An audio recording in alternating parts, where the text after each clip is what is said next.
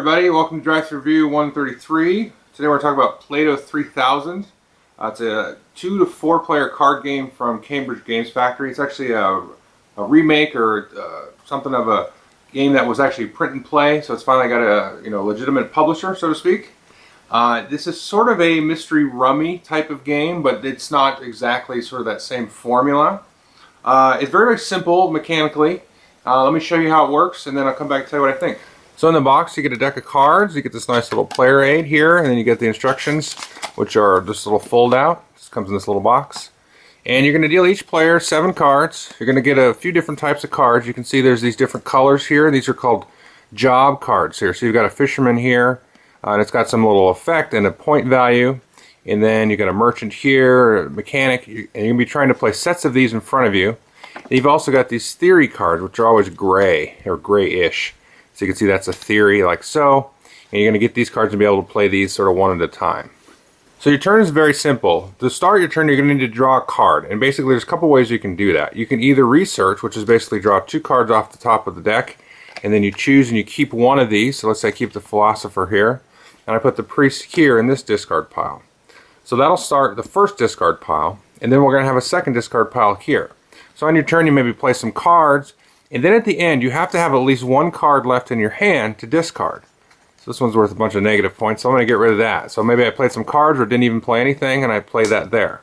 So now I've got 2 discard piles. So now, in addition to researching, you have the option of instead drawing the top card off of either discard pile. So again, you can research, draw 2, keep 1, or draw the top card off a discard pile. So what you can do on your turn is basically a couple of things. First of all, you can play 1 theory card. And you can see here's the theory for physics. And when you play this, you just do what it says. So when played, perform a research action. So I could play that and then do another research action. So I could draw these 2, maybe get rid of the physics. Again, when you research, you discard over here. And then you keep this card like so. The second thing you may do is start a job. And to do that, you need at least 3 of the same color card. So I've got only 2 merchants here. Okay, so I couldn't actually start a job. But I have an engine, thankfully, in my hand. So an engine basically acts as a wild card that you can use when starting a job. So I could do, 2 merchants in this engine to act as my 3rd card. But again, they're negative points, so you don't really want to do that. So you can start 1 job on your turn. So you can play 1 theory and start 1 job. Finally, you can extend as many jobs as you want. So if I had another merchant card in my hand, I could extend it. Or if somebody else, let's say they had started this mechanic job here on their side of the board, I could just play a mechanic card. And I can do that as many times as I want. You can play 1 theory, start 1 job, and then extend as many as you want. And so all of these jobs have different effects. They also have point values, so at the end of the round you're going to add this many points, or in the case of the engine, subtract that many points. And so let's look at the merchant's ability. So if you have 2 or more merchants in front of you, whether that's from starting a job or extending another person's job, if you have 2 or more in front of you, when researching, you may discard a card from your hand to keep an extra card you viewed. So instead of draw 2, get rid of 1, you draw 2 and possibly get rid of 1 from your hand. And there's a few different other cards. Let's just look at a few here. So the mechanic, each mechanic counteracts the score penalty of an engine. So once I get some mechanics out, I'm going to actually basically nullify those negative points of those engines. Another one here, 2 or more philosophers. If you have 2 or more in front of you, during scoring at the end of the round, you score 1 per theory in play. So every theory in play for everybody is going to give you a bonus points. And there's a few different ones. I'm not going to go into all of them. I don't really want to spoil it too much. Most of them are going to be about drawing cards during research, or some will let you actually draw cards from the discard. So you can pick a card and then draw all the cards from that card up. So I could play that card and then get all of these. And these priests will let you start a job with only 2 cards. So you're going to play out until basically you've played all your cards and you've got 1 left over, and then you discard it. Remember, you've always got to hold the card and discard. You can never play your last card out here. And then that's the round. You're going to total up all the points in front of you. Any cards that you might have in your hand are actually going to be negative points, so that's not a good thing. And you basically just keep playing until somebody hits 100 points, and then that's the end of the game that round. The only difference is in a 4-player game, you basically play as teams. And in that case, you have the option of either playing a theory or trading cards.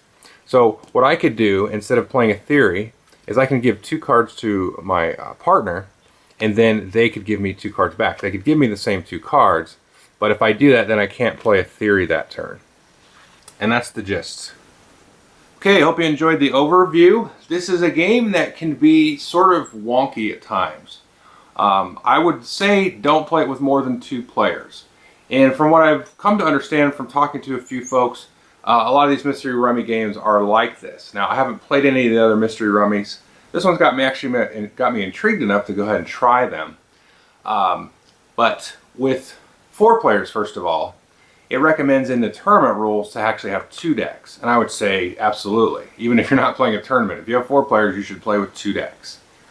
The thing though is it's very capable, and it's very much indicative of like your normal rummy with a standard deck of cards, is you can get dealt a hand and just go, oh, boom, and I'm pretty much done. But the thing is with a lot of players, with 3 and 4, people are going to be playing jobs, but then there's going to be all these colors that you can extend. So, you know, I play my turn, and then Bill and Frank and Tom go or whatever, and now I'm like, cool, I can extend everything. There's my hand, and I'm done, and everybody else is like stuck with a whole ton of cards. So you're going to have turns like that. But with a 2-player, it's not as much, and you can be a little bit more careful about it, because you can only play 1 job per turn.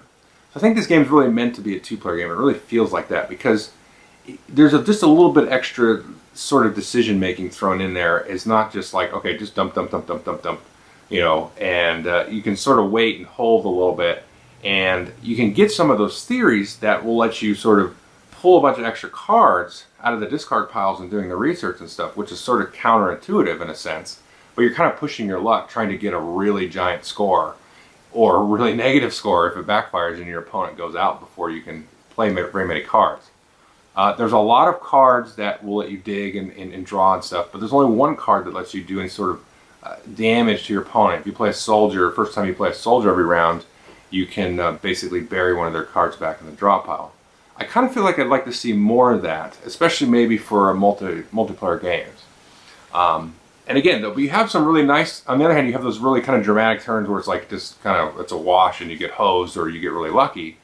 But then you have some really nice turns where it's like, ooh, if I do this, and then I play this, and then I do that, and then I grab these cards, and then I set myself up really well, and now I've got a lot of cards, I'm kind of stressed a little bit because I won't be able to get rid of them maybe, then I do, and it's great. So it sort of balances out that way, and you play very quick hands, you know, quick rounds, and then you get to 100 points. So it's a very nice filler, very great 2-player filler, I think. So yeah, I would check it out. You know, it's I haven't played any of the other Mystery Rummies, but I'm gonna go check them out now because I enjoyed this, and I'd like to see, you know, how this kind of compares to some of those. So, and the artwork's really nice. It's got sort of that solid Cambridge Game Factory coloring, which I don't mind. It makes everything very nicely identifiable, but it does kind of hide the art, and the art actually is nice when you can kind of look at it. But yeah, so check it out. Thanks.